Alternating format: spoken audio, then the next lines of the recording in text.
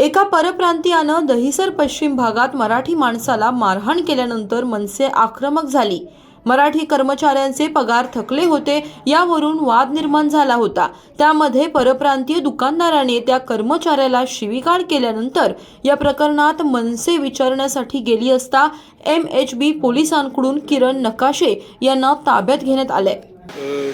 काल दादा आपण जे मराठी जो वाद आहे ते नेहमीच आपल्या समोर येतो। काल आपल्यासोबत आपण एका परप्रांतीयांना जाब विचारायला गेला तर पोलिसांनी आपल्यालाच ताब्यात घेतलं। पोलिसांचं काम करतात, आम्ही कधी पोलिसांच्या मध्ये येत नाही।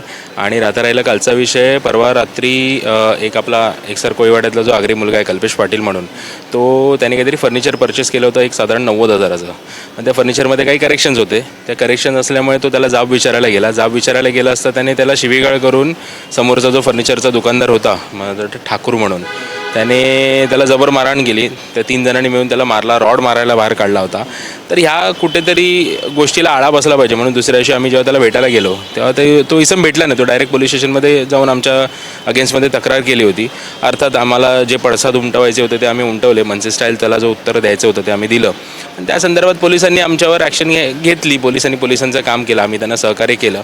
आणि दॅट्स इट। ह्याच्यापुढे जेव्हा मराठी माणसावर अन्याय होईल तेव्हा आमचे सन्माननीय अमयजी खोपकर आहेत, नयन कदम आहेत, यांच्या मार्गदर्शनाखाली असे खळखटाक तुम्हाला दहिसर विधानसभेत दिसणार।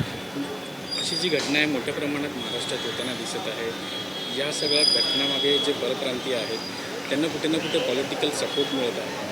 बघा, हा विषय वरचा आहे, त्यामुळे ह्या विषयाबद्दल बोलणं मी योग्य नाही। माझं काम आहे, मी महाराष्ट्र सैनिक आहे, माझं काम आहे आदेशाचं पालन करणं। राजसाहेबांनी सांगितल्याप्रमाणे जिथे माराठी माणसावर अन्याय होईल तिथे आमची लात पडणार म्हणजे पडणार। आणि त्या आदेशाचं पालन आम्ही करतो आहे आणि त्याप्रमाणे मराठी माणसाला न्याय मिळवून देण्याचा आम्ही प्रयत्न करतो, जो आम्ही करत राहणार। मराठी हा वाद महाराष्ट्रामध्ये नेहमीच आपल्या मोठ्या प्रमाणात ही घटना समोर येत आहे। काल दहिसरमध्ये अशीच एक घटना झाली। आपले पदाधिकारी किरण जे आहेत त्यांना पोलिसांनी ताब्यात सुद्धा घेतलं, तर त्याबद्दल आपण काय म्हणतो?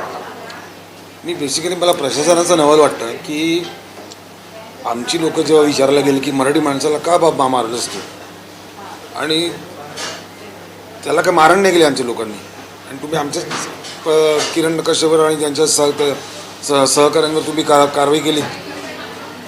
मुळात मी तुम्हाला एक सांगतो, महाराष्ट्रामध्ये माज हा फक्त मराठी माणसाने करायचा, आणि महाराष्ट्रामध्ये माज हा फक्त मराठी माणसाचाच चालेल। इतर लोकांनी मस्ती नाही करायची। इथे आल्यात, इथे राहत आहे, पाहुण्यांसारखे ना तुमचं स्वागत आहे। इथे येऊन मराठी माणसाच्या उरावर बसण्याचा प्रयत्न नाही करायचा।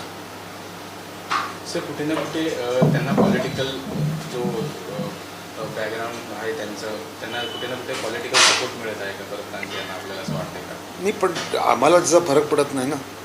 जिथे मग मराठी माणसावर अन्याय होतोय असं दिसेल तिथे आमचा महाराष्ट्र सैनिक जातोय, पोचतोय, आणि त्यांना ज्या कळेल, त्यांना जी भाषा समजते त्या भाषेमध्ये समजवतो आम्ही। सर, एक राजनीतिक प्रश्न विचारू का?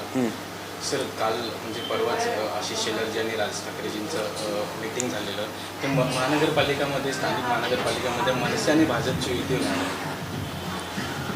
महाराष्ट्र नवनिर्माण सेना हा पक्ष आमचा आदेशावर चालतो, आणि आम्ही राज ठाकरे साहेबांचा आदेश मानणारे कार्यकर्ते आहोत।